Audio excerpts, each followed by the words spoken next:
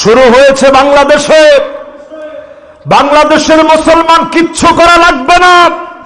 বাংলাদেশের মুসলমান আজ ঐক্যবদ্ধ, দল মত নির্বিশেষে একটাই দাবি, কারা মুসলিম ঘোষণা করা লাগবে, অনতিবিলম্বে দিতেই হবে। অমুসলিম ঘোষণা করে মিথ্যুক, অমুসলিম ঘোষণা করতেই হবে, ঠিক কিনা বলে? আল্লাহ নবী বড় আদর করে বলেন, উম্মতি হাদিহি উম্মাতুন মারহুমা, আমার এই উম্মত বড় আদরের উম্মত।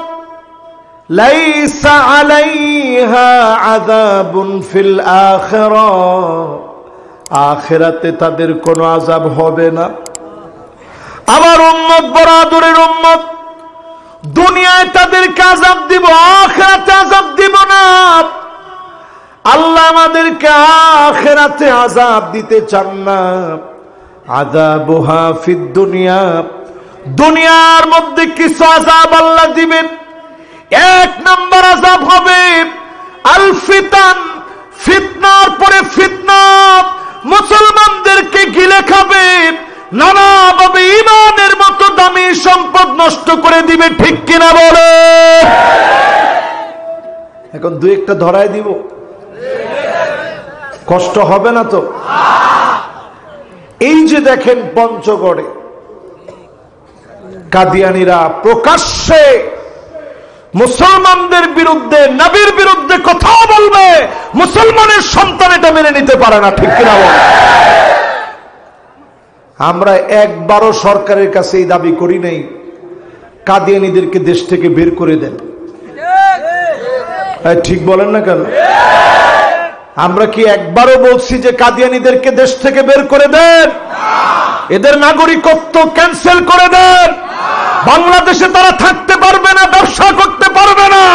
এটা মুসলমান বলে নাই, কিন্তু মুসলমান হিসাবে তারা থাকতে পারবে না, ঠিক কিনা বলে? এই দাবির পক্ষে বহু রক্ত ঝরেছে, বহু রক্ত ঝরেছে পাকিস্তানে। কাদিয়ানীরা টিকতে পারে নাই, আমরা ঠিকই টিকে গেছি, ঠিক কিনা বলে? শুরু হয়েছে বাংলাদেশে। বাংলাদেশের মুসলমান কিচ্ছু করা লাগবে না। বাংলাদেশের মুসলমান আজ ঐক্যবদ্ধ, দল মত নির্বিশেষে একটাই দাবি, কাদিয়ানীদেরকে মুসলিম ঘোষণা করা লাগবে, অনতিবিলম্বে দিতেই হবে। অমুসলিম ঘোষণা করে কাদিয়ানীদেরকে মিথ্যুক, অমুসলিম ঘোষণা করতেই হবে, ঠিক কিনা বলে?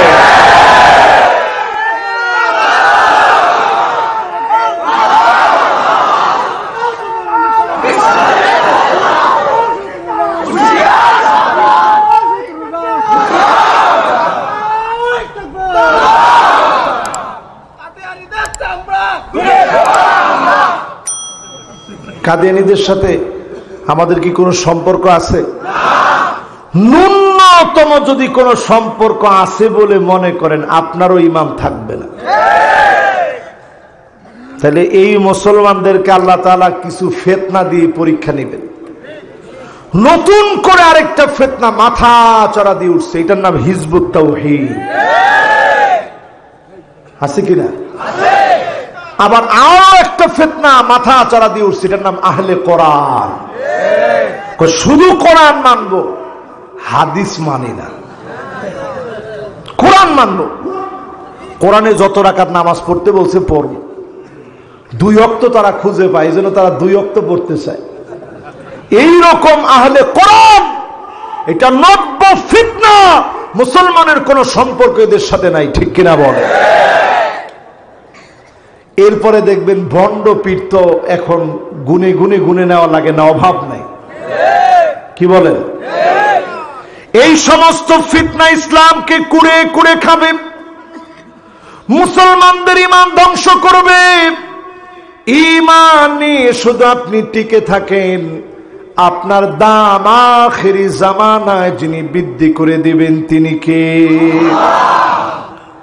আল্লাহর হাবিব বলেন, ইন্না মিন ওয়ারাইকুম আইয়ামাস সাবর, শেষ জামানায় সবরের এমন পরীক্ষা আসবে ধৈর্যের এমন পরীক্ষা চলবে, হাতের ভিতরে অগ্নিকুণ্ড রাখা যেমন কঠিন হবে, কাকব্দিল জামার একটা আগুনের কয়লা রাখতে হাত যেমন জ্বলে পুড়ে ছারখার হয়ে যাবে, ঈমান রাখা এমন কঠিন হবে। ওই সময় যদি ঈমান নিয়ে টিকে থাকতে পারেন, আল্লাহর হাবিব বলেন 50 জনের সমান দাম হবে। সাহাবায়ে কেরাম প্রশ্ন করলেন, ওগো নবীজি 50 মিনহুম, তাদের 50 জনের সমান দাম? আল্লাহর নবী বলেন, না না, তাদের 50 জন না, 50 মিনকুম, তোমাদের 50 জন সাহাবীর যেই মূল্য, আখিরি জামানার উম্মত যদি ঈমান নিয়ে টিকে থাকে এত দাম আল্লাহ দিয়ে দিবে। কথা কি বুঝে আসছে? তাহলে কয়টা আযাব দেখবেন? ওরে বাপ রে বাপ, রাত 11:30 বাজেছে তো মাথা ঠিক নেই। ওরে এখন আর 11:30 কনে, 2 মিনিট কম 12টা বাজেছে। ও 4 মিনিট, আমারটা এমনি ফাস্ট করে রাখি আমি। তাহলে এবার চিন্তা করেন, 3টা আযাব এই উম্মতকে আল্লাহ 3টা আযাব দিয়ে পরীক্ষা নেবে। একটা হচ্ছে ফিতনা। এখন ফিতনা কম না বেশি? নারীদের ভিতরে ফিতনা এখন একেবারেই নাই, কি বলেন? স্টার জলসার, জি বাংলা, স্টার প্লাস দেখার কারণে ঘরে ঘরে এখন ফিতনা একেবারেই নাই। ঘরের ভিতরে ঢুকলেই দেখবেন আন্নানা, কথায় কথায় বলবে সব আমার নামে দিয়ে দাও, আমার জন্য খরচ করো, তোমার মা বাবার জন্য একটা টাকাও খরচ কিন্তু করতে পারবা না। হ্যাঁ কি ঠিক?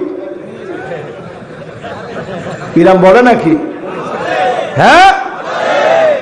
এরপরে দেখবেন মান্নানা, কথায় কথায় বলবে আহারে কি যে করলাম জীবনে, আমি দেখে ভাত খাইয়ে গেলাম, অন্য মহিলা হলে খাতো না, বলে না?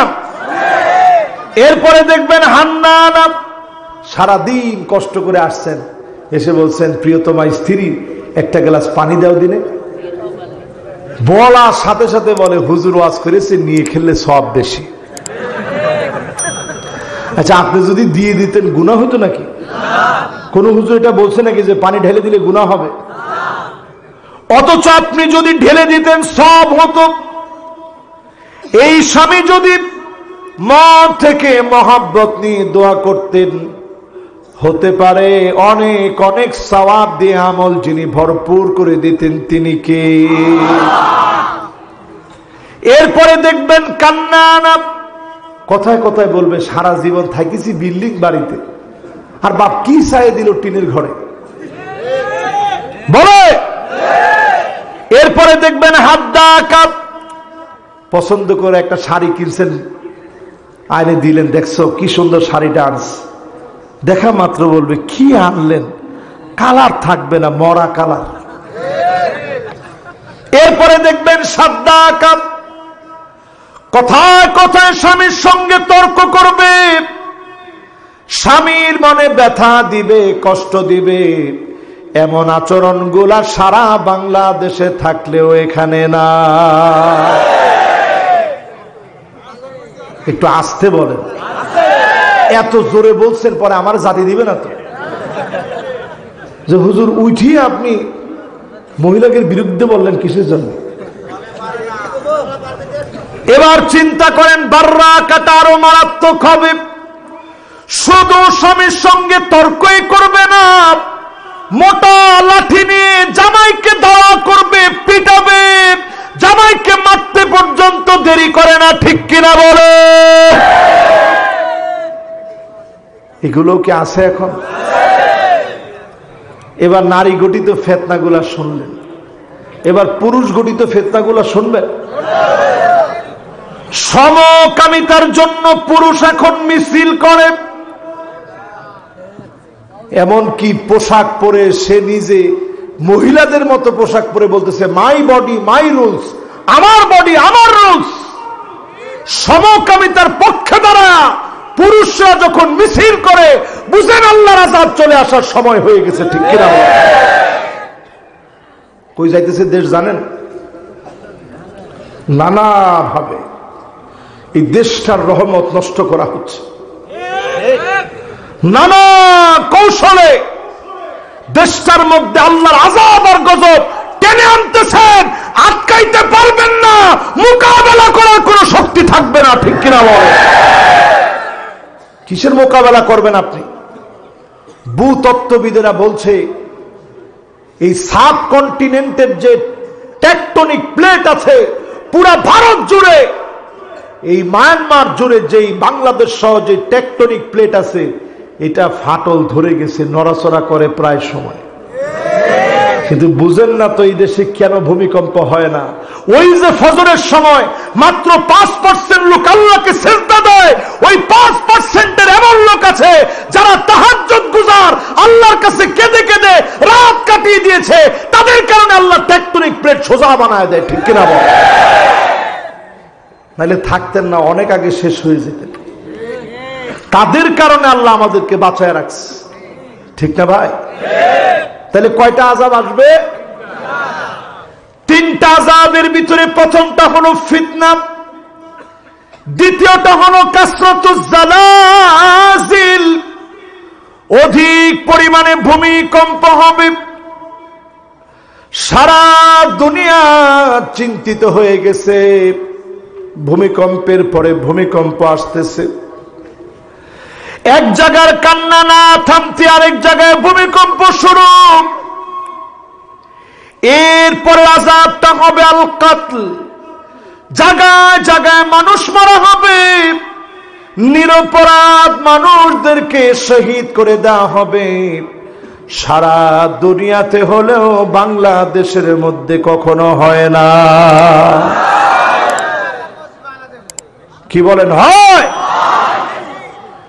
তাহলে এই 3টা দিয়ে আল্লাহ মোমেনদেরকে পরীক্ষা করে, মুনাফিকদেরকে নয়, কাফেরদেরকে নয়, মুনাফিকদেরকে এই 3টা দিয়ে আল্লাহ পরীক্ষা নেয়, ঠিক কিনা বলে? এবার আসুন আমার ভাইয়েরা, 20টা হাদিস বলবো ইনশাআল্লাহ। বলে এই 20টা হাদিসের পরে আর কোনো কথা নাই। মোনাজাতে যাব, মোনাজাত করে বাড়ি চলে যাব ইনশাআল্লাহ। 20টা হাদিস আঙ্গুলে গুনে গুনে শুনবেন, বড় বড় হাদিস, কিন্তু মনোযোগ নিয়ে শুনবেন তো। কে কে চলে যাবেন দৌড় মারে হাত উঠান।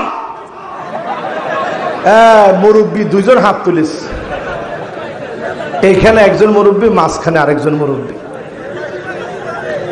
তাহলে মুরব্বীদের জন্য 10টা হাদিস শোনেন, কি বলেন? আপনারা 20টাই শুনবেন। 20টা একটু শুনে দেখেন আপনি কনে আর দুনিয়া কনে। শুনবেন? এই 20টা হাদিস শুনতে শুনতে 18টা শুনে কারা কারা বাড়ি যাও হাত উঠায় দেখায়।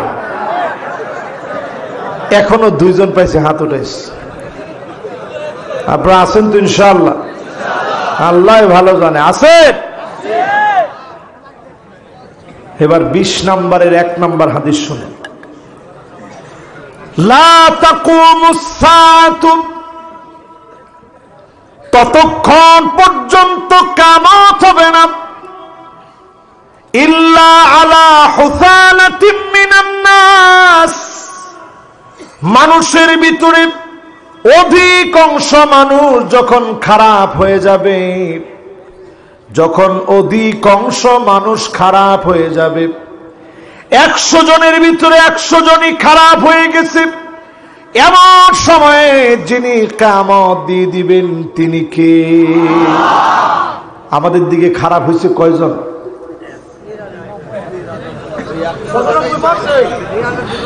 দেখছেন মুরব্বীরা কয় হুজুরি 100 জনের মধ্যে 100 জনই চলছে, 2-1 জন হয়তো ভালো থাকতে পারে, ঠিক না ভাই?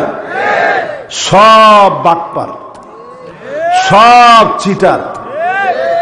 যদি এরকমই না হইতো, মানুষ কেমনে এত প্রতারণা করে বিদেশের বাড়িতে গিয়ে বাড়ি উঠাতে পারে, ঠিক কিনা বল? তার মানে ভালো লোক এখন আর নাই। আগে মানুষ চেয়ারম্যানই করার জন্য বাড়ি বেচত, আর এখন থাক, তা আমি আর কলাম না, আমার যাওয়া লাগবে তো, ও কথা আর আমি গেলাম না বাবা, আমি আর সেদিকে কিছু বললাম না, আপনারা বুঝে নিন। এবার একটু চিন্তা করেন, অধিকাংশ মানুষ যখন খারাপ হবে, নবীজি বলছেন কিয়ামত তখন তোমাদের উপরে চলে আসবে। আসছে, কথা কয় না, আসছে, কিয়ামত আপনার দিকে দিয়ে আসতেছে। এক নাম্বার হাদিস দিয়ে বোঝা যায় খুব নিকটে। এবার 2 নাম্বার হাদিসে চলেন। কয় নাম্বার? মনোযোগ থাকা লাগবে কিন্তু 100-100। 1 নাম্বারটা কি? 100 জন খারাপ। এখন 100 জনে কয়জন খারাপ একটু হিসাব নিলে বোঝা যাবে আর কি। এবার 2 নাম্বার হাদিসটা শোনেন।